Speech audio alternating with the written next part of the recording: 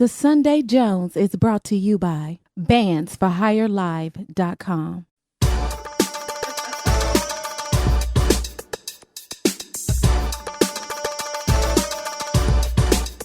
Well, it's the Sunday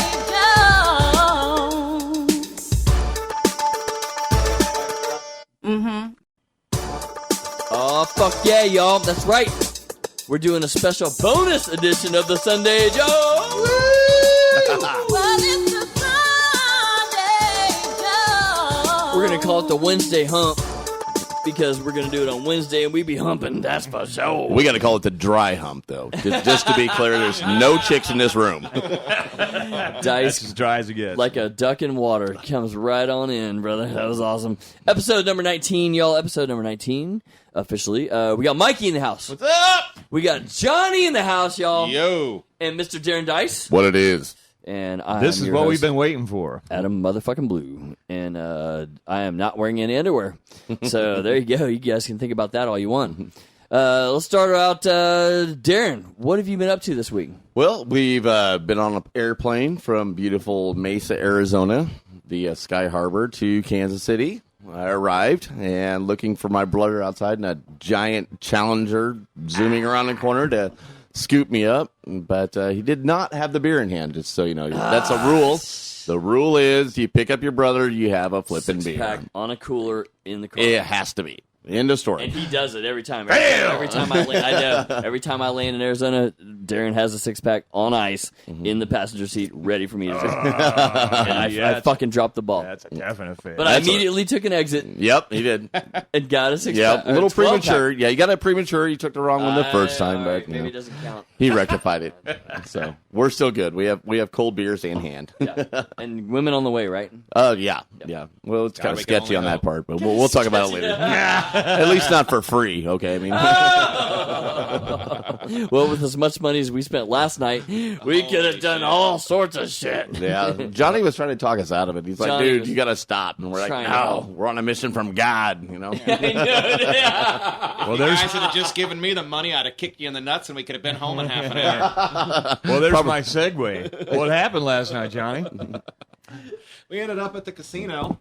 And these two motherfuckers couldn't stop putting money in the stupid machines. Oh, they do the machines, huh? Oh, jeez. Did it barf up anything?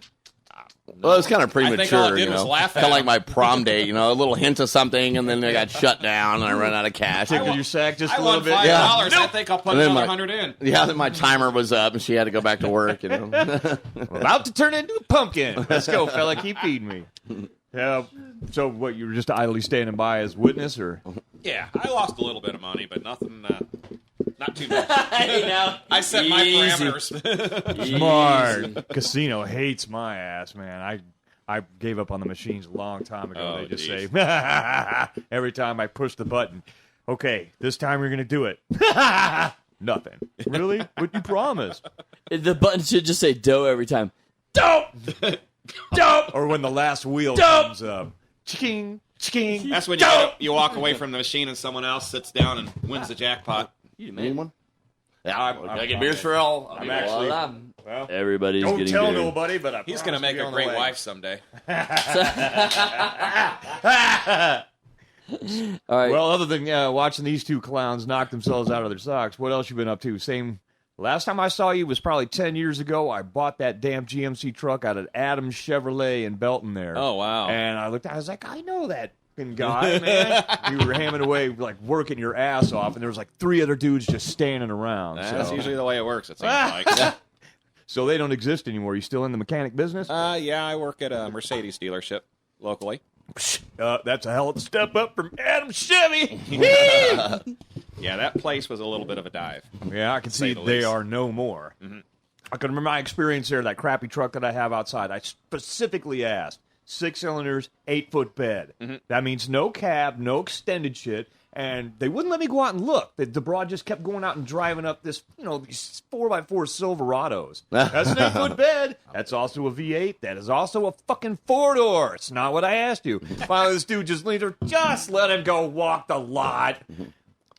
So, I'm glad you're not there anymore. No, So. no, I don't miss that place at all. I kind of like Ray Adams. You remember Friday Fright Night? Oh, And he would do all time. this. Yeah, he'd always come on there. He had Ray Adams Toyota. He still does Toyota pretty good. I worked for the man actually for a while out there in was it Lee Summit? Yeah, their Toyota Yeah. dealership's pretty Yeah, nice. yeah, it was good. It was a good time out there. I had a good time with He's those guys. still alive? Yeah, dude, he's still going. I saw him on a commercial Fantastic. the other day. Yeah, he'll never die. He'll outlive us all. A commercial. That is I probably haven't seen that guy since Friday Fright Night. Yeah. was a big deal. No, he's totally cool. I worked for him. I worked for him out there for probably about a year, right before I left the Toyota store. It was a good time, and Steve Swope was his GM. It was a hell of a good time. Far out. Yeah. I would never think selling cars would be a hell of a good time because there's supposed to, I guess, a lot of pressure on that, man. You got to meet your quotas. Oh yeah, well I'm always the man, so that I just make it look easy. I didn't know how that It's a goes. legend in his own mind. You sell 2 cars today, every day for the rest of the week. I'll kick you in the nuts.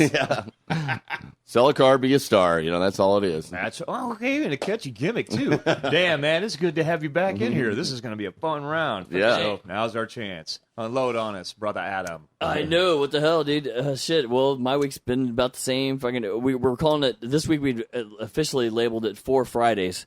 All right, so Darren comes in on Monday night. All right, and he didn't count that one. He said that No, one that was a trial one because I got in actually after midnight because I missed my first flight. missed his flight. Yes, missed his don't. flight. what And so was anyways, her name, right? Yeah, exactly. Yeah, missed his flight. Quotes in the air quotes, missed his flight. So yeah, so we're doing 4 Fridays. So I guess that's gonna be Tuesday, Wednesday, Thursday, and then Friday. Actually, Friday. Yeah. So we're That's just, kind of a no game we're just day. basically our plan is to bang as many chicks as we can. Line 'em up. In as little time as possible, and we're gonna set some kind of a record. And so far, Only they haven't figured out they got to get chicks over to the house first. well, Like if you Johnny said, this if place Johnny is wouldn't dry. if Johnny wouldn't keep showing up, we'd be fine. You'll Darren's be here in like, 5 minutes. You guys got to get out of here. yeah, Darren's like, Johnny's coming over. I was like, well, fuck, dude, how are you get women over here now? Jesus Christ. Mike's coming over to it's a big old sausage fest. So we're raiding Facebook. Like, go through your Facebook. I know she'll talk to you. You haven't pissed her off yet in at least 10 years, Yeah, I know. Yeah. And it's worked so far. She's like, oh, by the way, I'm married and got 4 kids, but yeah, we're cool with that. I'm glad you're in town. You still drink and put out? yeah, it still functions. Yeah, I was It like, well, still wait a minute. works. Okay, wait, we have to. Yeah, when me and Darren, me and Darren are looking at girls. I go, all right. Did you piss her off or did I piss her off? Okay, you pissed her off. I'll call her. Yeah. All right, wait, I pissed her off. Okay, you call her. Well, we can smooth them over once I get here. So what's your hit and miss ratio? Hey, remember me? It's Adam. You motherfucker. Oh, Yeah. sorry. That was supposed to be you. Yeah. Luckily, it's no paternity suits yet. I'm still waiting for that one to come across. Hey, you remember me? You Well, owe me. Darren even had some ass that traveled from miraculously. Oh, yeah, that was from good. Arizona to Yeah. Kansas City. From Phoenix, yeah, from from Phoenix. psychotic coincidence. We were sitting at the Kauffman Stadium watching the Royals. Yeah. Oh, that's right. Went to Royals game on Tuesday. Yeah, it was Tuesday, the rain out game. Right. Yeah, One yeah. of- Walk off grand Did you slam. stay for it? No. Yeah. Well, we missed the Grand Slam. Yeah. Missed the walk off grand slam. Oh, yeah, well. But I know. take a picture. I take a Jeez. picture of Adam and Bradley. They're up there with his little girls, and Yeah. I post it on Facebook. Boom, and I get this response from my friend Lexi, and she's like, "Hey, guess where I'm at?" Because I'm like, I'm at the K, with my boys, kicking up. She goes, "I'm in Kansas City, Kansas." I go, "I haven't seen you in 5 years. Are you shitting me?" And you're here in Kansas City, and so she came over and hung out. It was a good time. You lucky fucker. I know, man, you I never mean, know. that would not happen to me. I don't know about you or you, but I haven't seen you in 5 years. That's And what we you both call live dice around the slut. Phoenix area. And bam, you just happen to show up at the K. That's Hey, just the It's dice like here slut too. right Some there. kind of slut magic. Just no, I didn't really mean that, but Dude, you know. as soon as Dice walks into the fucking room, the clouds open up, the sun comes down. Oh, you've been here before. Yeah, we tell you. Yeah, you packed the house, man, on Monday night. Packed the house. Just Yeah, it was a good time. We sold had a- out crowd. Fucking. Yeah. Mikey unfortunately couldn't be there. But, Oh my but god! we I freaking- mean, yeah. how are you doing We Monday? sold it I out. left here on Sunday after the show. I was fucked. I know, dude. Well, I had to to pick this lug up. Right, And but then- that wasn't until Monday night. Yeah. Right. So right. did you yeah. pull a? Well, you got mom and dad. It was like a family kind of thing, and you got mom and dad. And Yep. Mom and dad. Rolling my dice. dad's wife. What We a had name, right? What a We name. had Let's just everybody's stop and think about rolling either dice. in-laws or exes or wives. It was all here. I mean, we could really start some turmoil if we wanted to, but it No, that's worked fine. out No, well. you put together a hell of a barbecue, son, and it Yeah. was awesome. Yeah, rolling dice and Cops didn't show up. cops. Well, maybe they did, but they might have got a hamburger and went home. What's A that? lot of good old stories. Yeah, there was a lot of reminiscing. It was a good time. Well, it's cool. So you're in till how long? I'm here till Friday at like 8 p.m. Damn, that ain't so bad. No, it's good Deliver your time. ass drunk as shit back to the airport. Yeah, there you go. Take him. Yeah, you show up to work Saturday morning. I'm like, He tried to rent a car. Yeah, He tried to rent a car. I told him when he first got here, I said, don't fucking rent a car. I was like, Jesus, between me and Johnny, we got you. yeah. Right, Anywhere right. you got to go. He's Right. going to I drive got me an to Clinton extra car you tomorrow. can always use. I've been driving around. Yeah. So anyway, It was horrible. And so, when you go online, you do your shopping, everybody's got to do, be on a budget. And I go to budget.com and it goes, hey, if you pay now, you save $30. I'm like, well, shit, I'll save $30. Why not? And I jammed it in there, paid for everything, printed my little confirmation thing. And I was jamming. I was like, man, I'm so cool. I got this handled, So I show up down here over on 99th and Holmes, to this budget place. I'm like, hey, I'm here to pick up my car. And they're like, they just look at me with kind of this dull, blank stare, and I'm like, what? What? Do I have a dick growing on my forehead or something? What's going on? Well, we need your utility bill from your house. I'm like, repeat that? My electric bill for my home in Phoenix. It's 1,400 miles that way. And what does that help them with? Well, to identify that I'm me, and I'm like, I can't prove that I'm me, and I have my driver's license. I have my federal conceal and carry license, and probably another picture ID and a couple credit cards, and that's not good for you. You got to have my utility bill. Damn right. Well, apparently the thing in Kansas City with the rule, it's a non-corporate store that people go online with prepaid debit cards, rent cars, and steal them. That's the thing. So everybody's kind of. I'm just being cautious. Yeah, Let me yeah. see your electrical bill. Yeah, I'm like, I could probably get that for you, but I don't see the need to. I mean, I could probably buy 3 of these cars at once if I wanted to. He said that on the phone. He was on the phone with the customer service. I could buy 4 of those cars. What the hell are you talking about? I mean, it just kind of struck me off because, in Phoenix, you went out a car, you just roll up there, you give me your card and your license, you're out in 10 minutes, and it was just here. Across the border in 30. I know, yeah. Well, they got to sweep the weed out of the back of the big trucks, That's the joke of the day I heard today. How is it that rednecks can build a NASCAR fence that could stop a car dead at 190 miles an hour, but the rest of us can't build a fence to keep the medieval? Dude. Not as much fun. They got too many teeth. Gets in the way of our thinking. So what's next, man? You just want to keep rolling, or No, just go ahead, baby. Just take us out. We'll come back with This is for Darren. This is my brother.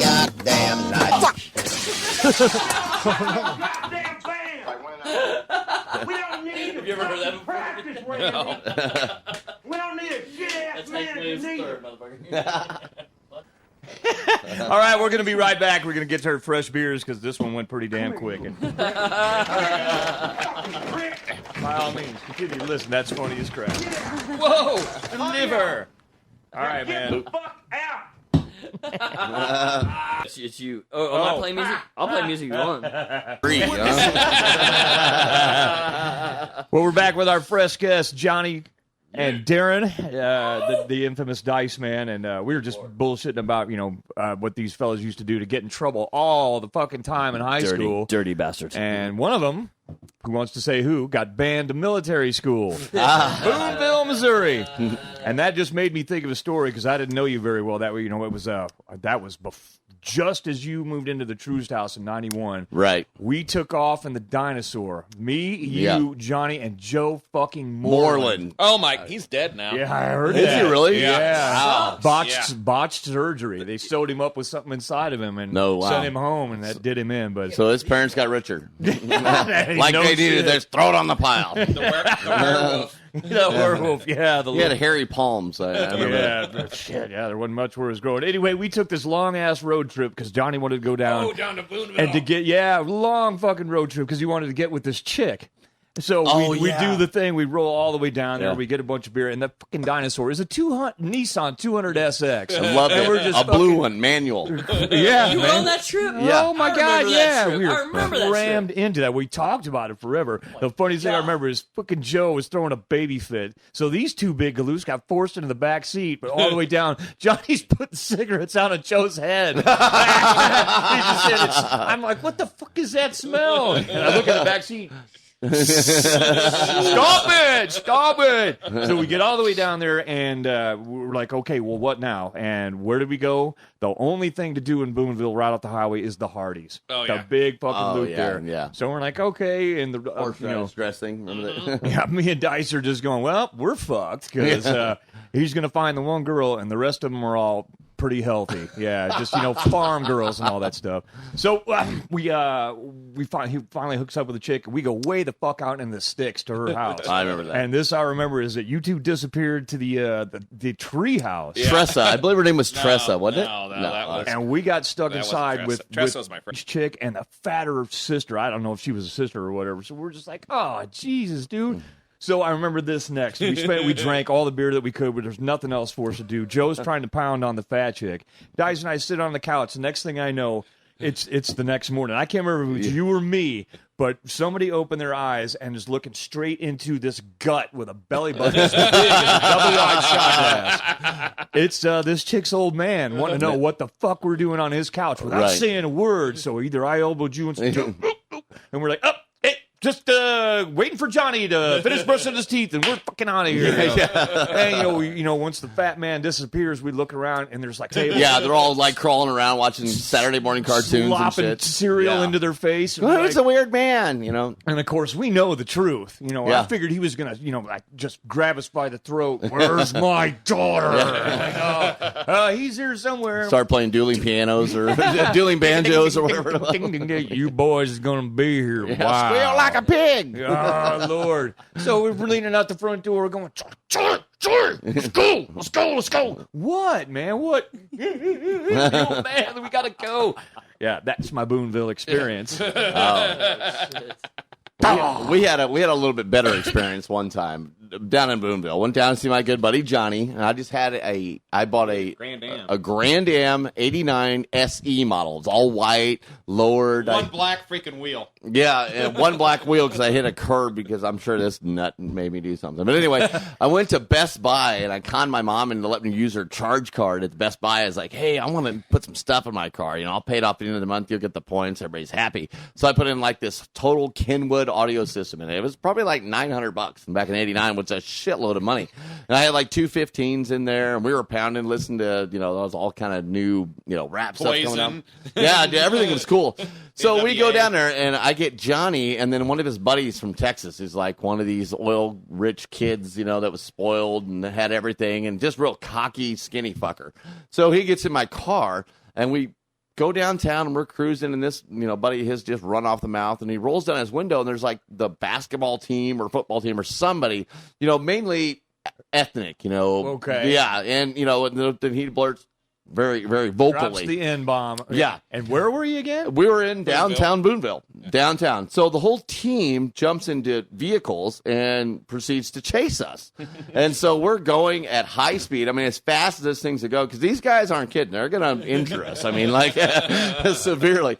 And, so his buddy the whole time just mouthing off in his cowboy hat and everything else. And so we're taking this, and I'm like, all right, there's only one way out of this. They're in like an SUV Jeep or something. And I go, hold on. And so we go, and I just, all of a sudden, the last minute, yank the wheel to the right, and we go onto the on-ramp, because I let these guys, get right on my butt, and my back end of the car slid off the road, okay? Because the front-wheel drive slid off the road. It slides sideways down the turn, and I floor it. It pulls itself up on the ramp, and the other two guys behind us, one of them goes past the turn, the other one goes down into the ravine. we escaped with our lives. I think we lost him. Yeah, we're all high-fiving. Johnny's like, how the hell did you do that? Next thing, stop and kick fuckhead out of the car. Yeah. I was like, dude, that was not cool. Maybe get out and say, hey, fellas. Yeah, we're going to leave right here. Yeah. Give him his Stetson, Oh, my God. What the we got there, a fifth inning? Something No, like actually, we had to get there late because Carly freaked out. Oh, yeah, we had to see Carly. Freaked out. She's, well, apparently the Royals are more important than me. Yeah. I was like, that sounds right on I time. heard that voice. Yeah. I heard that voice, and I went, "Oh fuck!" And I was Well, like, we love me you, and Jerry kid, went, but- we're going to her house now. Yeah. And I know that voice. That's not that storm something is you fuck not with. going to calm. No, yeah. So we went to Carly, sat on her porch, real calm, like Yep. right, like in the South. Watching the cars going into the bump there, Yeah, sat in her house. I was Well, it was good. It was a good time. We visited. Yeah, it was good. It was good. Yeah, we haven't seen her in like I don't know, 12 Well, she years. didn't know she was coming back over later. So, okay, but Yeah. anyway, blah, blah, blah. So we went to Carly's house, and then we missed the game, and we had to get her. It's 4-4. Got the $10 beers. Yep. So you missed all the Brad scoring. was There there. wasn't jack shit for what 5, 6. All right, somebody else take care of it. I'm trying to text Mark and see if I can get him in on Big Mark. Put some pressure on him. Well, here's a little backstory about. I'm gonna put a pressure on his elbow him. Mark, I'm from Kansas City. I'm Adam's brother. Been up here destroying whatever I could for amount of time I've been here. But anyway, I moved to Phoenix about 6 years ago, and I met this guy at my work. He's a big guy. He's probably 6'1". I'm about 280 pounds, big athletic fella. Big dude. And he had a desk right across from me, and there was no glass in between. We had like little cubicles, and we're selling Infinities in Infinity of Scottsdale. And, we're talking back and forth. And this guy's kind of a Cro-Magnon, like a real pronounced forehead, and he's just like oddly big, It's like one of those guys you just can't help looking at, and so. You buy car. Yeah, one day I'm up at the tower and I'm talking to him, and he's like, everybody says, oh, his name's Mark, and he's real famous, because he's an athlete, does all this and that. And I'm like, well, I don't watch that stuff, And so we got in a little, confrontation one day, and he's like, dude, he goes, you know how badly I could beat your ass, don't you? I said, I'm going to tell you something. I don't play fair. Yeah. You see that brick? I'm about to hit you in the head with it, okay? So ever since we had that little thing, we kind of become friends. Become actually very, very good friends. And I got a little backstory on him. He was a UFC fighter, a heavyweight UFC fighter. And before that, he was in wrestling, for Syracuse University. He was a national champion heavyweight for Syracuse, and then on that, he was in the Olympic gold medal team for wrestling, and then he was looking for a job, because the Olympics don't pay anything. So this guy's looking for a job, and his name's Mark Kerr, and he got into the UFC, which is brand new back in the day. He was in UFC 15, 16, 17, and 18. How are you doing over there, Adam? And so I get Mark Kerr. Yeah, I get all these stories from these guys. He's a super baby doll, super nice fellow, just a big teddy bear. You can go to him with anything, ask him, and you can ask the dude literally, like, I need your shirt. And he's like, okay, Dice, it's for you, baby, no deal. But this guy mangled men for a living. And he was the best at it. They called him, in the beginning, they called him the Titan in Brazil because he went down there and it was no holds barred. Well, shit. Think about how much bigger he is than anybody in Brazil. Those are short little people. Yeah, right? he was mammoth. The guy. Oh, my God! You call him God! You call him the Titan. In his prime, he was 261 pounds with 4% body fat. Just total steroid made man. Yeah, we'll take some beers. So he was just telling me about his life, how he went to these countries and he fought, and he's, Pride. He was number one heavyweight in the entire world, and HBO made a movie about him. They changed his name to the Smashing Machine after that. So what does that entail? The Smashing Machine. Don't forget to mention he's got a recent CBS. Oh no, it's Sports Illustrated. Yeah, Sports Illustrated. Yeah. SI.com. Yeah. Go to SI.com now. They just did an article, a huge article on him on SI.com, SportsIllustrated.com. So what it's you front said? page shit. It was right on the front page. Yeah, it's about 30 minutes. A guy's 30-minute interview huge. on it. Yeah, What he you was. said begs the question: how did he get the name Smashing Machine? But because he was the largest, he was just obstinately huge. He was just so big that he would just take guys and just literally pick them up and at his will do whatever he wanted for him. He would just mangle people. There was this one fight that you can see on YouTube. It's Mark Kerr. It's like Kerr is his last name, versus Big Mo. And Big Mo is probably 3 1/4 and about maybe close to 6'6". A giant Bigger than man. Way bigger than Mark. And Mark, since he's a wrestler, he would just shoot in and get the guy down and just rights and lefts until this guy was like a mangled mess and started crawling out of the ring. And Mark, what he instinctively does is like he goes, grabs the guy by his waist, pulls him back in the ring, and keeps beating on him because the ref wasn't there. It was like he won the fight, and and then Mark would tell me these stories. He knows literally everybody. He knows like leaders of countries and presidents and like Donald Trump and. All of these guys that you just never even hear about. Dave Mustaine, he's like really good friends with Dave Mustaine from how Megadeth. does a dude like that get to know all these people? Well, because he was a pioneer of the UFC. He was the first. He was the first when the UFC showed up, and everybody in the United States said, "Hey, we're not going to license these fights because it's like pit bull." They said it's like pit bull fighting. We're not going to license them. We're just going to send these guys off to another country. So they went to like Brazil and South America and did all these UFC fights via pay-per-view, and that's when it all got started as pay-per-view. And then these guys are figuring out, hey, these guys are making a lot of money and they're paying us nothing. So Japan started this thing called Pride fighting back in the day. And so Mark, and there's his really good friend's named Mark Coleman. And Mark Coleman is the #1 UFC rated fighter of all time. I mean, those guys that are into that know who they are. And they trained together. And then actually, he got with John DuPont, and they just made a new movie called Foxcatcher. I think it's called. What I want to hear about. Yeah, and Man, I've seen the he was the there. preview for that. Yeah. It was John DuPont from the DuPont family, and he was kind of a little off, and he got interested in wrestling on a national level. So what he did is he designed a facility for these guys to come and train, and he wanted to sponsor them for the Olympics and to be a part of it. But it was a stage in history where, because wrestling is just not one of those sports that's very highly supported until recently. Now everybody's into MMA and everybody, big time. Yeah, and that's what I was gonna say. I feel bad. You said he's met world leaders and people. I like Dave Mustaine and all these. But when you say world leaders, I never heard of him. Yeah. So you're mentioning him now. Exactly. Like, Y'all, you shit. Google him, you can get the word Mark printed out, and if you hit the word K after that on Google, his name comes first thing. Yeah. He gets, and I mean, this man has lived like 10,000 lives. I mean, he's literally, he's changed my life as my friend. I mean, because, he's helped me through difficult times, and I have with him. And he's one of those people that when you meet him, it literally changes your life, for good or bad or whatever. But it's mostly good because he's a real mellow, methodical Genuine, person. down to earth. Yeah, and he's all about his family. I'll now. beat the piss out of you. Yeah, you don't want to go there. I mean, Cross me. yeah, if you just go to YouTube and you'll think, oh, okay, yeah, So that guy. how quick is his trigger? No, he doesn't have one. He's very introverted, mellow. It's like the guy doesn't even want to fight. Actually, No, he doesn't want to talk to anybody. Actually, doesn't even want to. No, he wants to go to work. Like we stayed there for, like I said, about 8 months. Yeah. And he would, he'd come home. How was your day? Fine. How was my day? Fine. And we, what's on? We're gonna watch the World Series with the Royals, and we'll talk about those guys. And he knew like several of them or whatever, Shit. Yeah, and it was like that was it. We talk about sports and. So news. is that like a network when you're a sports guy? Other sports guys just want to meet you? Or, Oh yeah. If you're like, if you're the Michael Jordan, of basketball, all the basketball guys want to know and be around you and touch you and have, everybody wants a piece of you when you're in the spotlight. And he was ranked #1 heavyweight in the world. And HBO actually got interested in him, I think back in 2008, and started doing a documentary about him, like in his life for a year and a half, maybe 2 years, following around with cameras. Like, hey, I'm in your house, we're going to photo you and your family and your child and everything. And then they produced a documentary called The Smashing Machine, which was the highest grossing documentary of all time back in its day.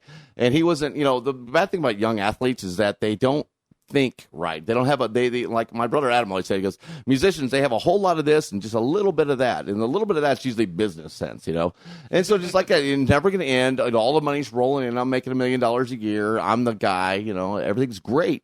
But it goes away because you're going to lose that fight or you're going to get hit. And suddenly you ain't the man anymore. It all changes. Everybody's got a plan so they get hit, and that's when that occurs and you have that instant of doubt, you're done. Is that what happened? He got blasted by somebody? I mean, and you get those guys, and like back in the day, it was just a factory for these guys. They just wanted them to come in and produce the show. And they didn't care about their well-being or their retirements or their health or, Mark said at one time, he goes, I've been to fights where they would do 2 and 3 or 4 fights a day, and my blood pressure was so high and I had broken bones and stuff. And he goes, we're just going back at it again. He goes, he just didn't care. Come on, produce. Right. Let's see another show. It's another show. Right. So, he just, now he's a really, really good human being. He just loves his family. He's really about that. He's got a really good little buddy in Bryce, and Dawn is his wife. And, they're awesome. And so it's, it's just a struggle like everybody else. We're just trying to make it through. $1 million a year and, well, that lightning fast, I'd probably go ape shit too.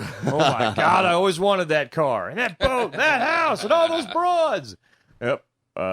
Your tabs do. Oh. Eh? All right. Well, we're Oh, gonna no, try to oh. get him. We're gonna try to get him live on the show because I'm fixing to call. I just texted him and he's like, "Hey, dude, I'm busy doing a deal right now, but call me back." So That's all right. Yeah, we'll come right back and we'll get Mark on. Yeah, we're going to give that a shot. Do we have any extra Yeah, let's music? give that a Well, we shot. can just say, we're going to take a time out, but we'll be back with hopefully some live talking about beating your ass for a living, which apparently is extremely, very, very, very, very popular. Are we going to do some extra? Or I got it. Yep. All right. I'm up. my buddy Mike England and my good old buddy Johnny Cartstone is from back in the day. How you doing, Mark? I'm doing good, guys. How is everybody there? What up, Mark, baby? It's Adam Blue, bitch. I'm sorry, man. We've been talking you up, man. We've been talking about you a little bit, just a little bit about the recent interview, which was awesome, by the way.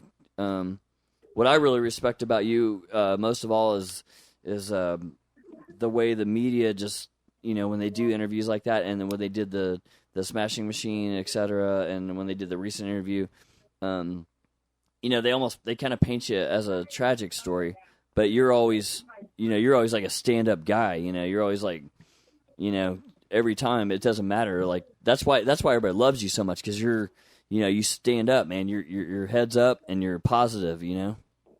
I appreciate that, and that's it's just kind of interesting. They had Josh Gross, who wrote the article. He's been he's been doing this for. Lost. The one thing about it, it's a guy that I trust that's gonna, get it down on paper and have it accurate and paint the best picture he can with the facts that he has. Yeah, that's a good thing. I remember, Mark, we always sit around, we talk about your stories and everything else. And, of course, my favorite was Dave Mustaine. I was like, I want to meet Dave. But, you've done so much in your career. You've helped so many people. I still get mail at my, at the dealership and, from people for you, how you've changed their lives and everything. And, you really have touched people in a lot of ways because you're a pioneer in your field. If you could really do it all over, what would you do different? Would you do anything different? I think I really, the one thing that probably bothers me most looking back on it is just the fact that, I should have been active all the way to where, once I retired in 2004 and I put the brakes on, and then I thought that I could come back 2 years later, that was probably my biggest mistake. I left, I think, at least one or two true championship runs on the table. Where I could have, hooked up with the new owners of the UFC and really tried to make a run for a heavyweight championship. That's probably one of the regrets.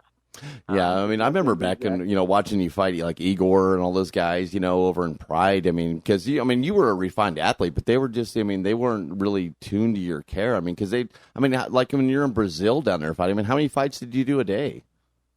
Oh, my gosh, man. It was... when I first started it was about as barbaric as you can imagine. It had, oh gosh, man, it had 3 fights in one night. There were these 8-man tournaments where, you wore no gloves and the rules were limited, really limited to, just don't bite him. Basically the rule. Well, I'm out then. Yeah, exactly. Johnny's kind of orally fixated. Mark, my name is Mike. I run the soundboard here, man. I just learned a lot about you tonight. I'm surprised I never heard of you before, and I've learned so much. And Darren told me that you spent some time in Japan. My question for you was, did you? I know you're already a wrestler. Did you study any other styles, any Japanese wrestling, or even maybe take on a sumo ever? Yeah. Other than just for a charity, sumo. Some of those guys. There's a guy that fought in one of the events that I did for Pride. His name's Emmanuel Yarborough. And anybody that's watching I'm writing that Pride down. or even the UFC is seeing it. And the guy was, well, put it this way: they had to buy. Sorry, I'm sorry. We got a little interrupted. Japan. I'm sorry. They had to buy him what? When this guy Emmanuel Yarborough came over to Japan and fought. Emmanuel Yarborough was about 6'8", about 650 pounds. Damn! And you can't put it this way. If he was in a room and the room was 25 yards long and he was sitting in one corner and you were sitting in the other, you could hear him breathe. Oh my God! I'm not kidding you, man. Like the humidity changed in the room. Wow. Where does a guy like Emmanuel Yarbrough? Where does he hail from? You know what? He's one of the few Americans that actually got into Japanese sumo wrestling. Is he like Samoan, or is he of European descent? I never heard of a dude that big. Oh, yeah. He had some kind of Samoan in him. He had some kind of Polynesian, something in him that he was a freak of nature. And, they bought him 2 tickets to ride over there. And he ended up fighting one night against a guy that was about 190 pounds. And just because Emmanuel was so big, he's used to the sumo bull rush charges. Right. He couldn't do much with the guy and ended up losing. But, other than just watching that kind of event and doing some sumo wrestling, the one thing that I did do when I went over to Japan is their culture for their dojos is just a lot different than where American dojos. It has a tremendous sense of reverence and history when you go in there. So even though I was presumably one of the best fighters in the world, I still had to pay homage to the owner of the dojo and to the other ranked fighters in that dojo. So, it was interesting culturally to kind of experience that and, to participate in it. Yeah, that sounds interesting. I mean, you have to respect that. I mean, the culture's got how many thousands of years old? Yeah. Did they teach you anything you've never seen before, or moves you never even thought of? Some I think, more so than technique or anything like that. The one thing that I took away from going and working in the dojos as much as I did is just a tremendous sense of humility. Really? It's one of those where, other than technique, they had a really, really creative fighter, a guy named Sakuraba, and you could not learn the techniques that he did because what he did was so organic and so original and everything and so untraditional. But, like training in the Takata dojo with him and stuff like that, the one thing definitely I learned was just a broader sense of humility. All right. So I bet that guy's style was unique and probably very effective. Oh, it was incredible. I mean, if you pulled up footage of Sakuraba, he had one fight where he fought Hoist Gracie, and Hoist Gracie. Oh, I know that name. Yeah, most everybody does, and they fought for 4 15-minute rounds. Oh my God, that's an eternity. 15-minute. Oh, you got to watch it. I think you have to watch it in like 3 or 4 parts on YouTube. Sakuraba versus Hoist Gracie. Great. And you got to watch it because it's one where if your jaw doesn't drop at least 10 times, you're not watching. You're not a fight. Yeah, you're not a fight fan. I'm totally looking that up. I'm absolutely going to look that up. Well, he just did stuff that was just so original and just so off the hook, and he could see. He could see angles and moves and holds and strikes and punches from just different angles than most anybody else. It was incredible. Let me guess, fighter to watch. Let me guess, he doesn't teach that to anybody either, does he? It's proprietary. No. He sells it. It's like kind of the American comparison is watching like Barry Sanders run a football. Okay. Like Barry Sanders couldn't teach that stuff to anybody, man. That was a gift from God. Right. Right. I mean, a lot of people, Mark. A lot of people, Mark, will say that you've had a gift from God because, you were literally a pioneer of this sport. And then, there's so many people. I mean, I get stuff all the time for people, from Syracuse, in your wrestling days and, when you're doing the Olympics. And, I mean, you've done so much in your life. Quit sucking his balls. Yeah. Well, I do it a certain way, He just likes it, Mark's balls, God dang it. Hey, don't forget, right now we're talking with Mark Kerr, the holder of many, many championships across the world, UFC. Yeah. Great. So, I asked my question, Mark. I thank you for your time so much. I'm gonna dig into this. I'm really impressed. I've been hearing a lot of stories. I mean, Mark's one of my very best friends of all time. I mean, he's touched my life in ways that I've known Darren I've known him now for forever. I mean, it's just one of those.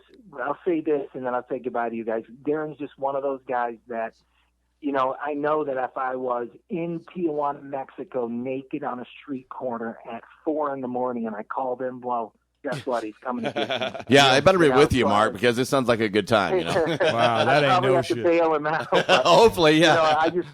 You're the more level-headed of the bunch. I feel Well, you, I Mark. just know, you know, through the years, man, he's proven himself to be just a fantastic friend of mine over and over again. So I'll hey, agree. I appreciate you guys. Go ahead. appreciate you guys, and just whatever, man. Darren knows how to get a hold of me. All right. I will, baby. Hey. You have a good time. I'll Hey, talk to you soon. I'm fantastic. on Phoenix time. Mark, real quick. All right. This is Cool. Johnny. Thanks, guys. Hey, Mark, you got a sec? Yeah. I just want to say Yeah. one thing real quick. This is Johnny. It's very impressive. I don't have any questions for you per se, but it is very impressive to hear about you, hear about your career from Darren and Adam, and such obviously an awesome athlete and excelled in your career.